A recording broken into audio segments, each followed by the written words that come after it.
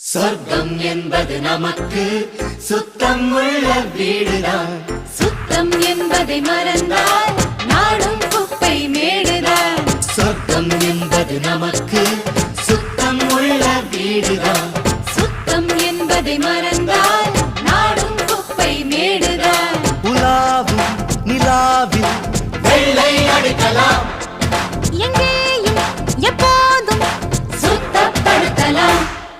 சொர்க்கம் என்பது நமக்கு சுத்தம் உள்ள வீடுதான்.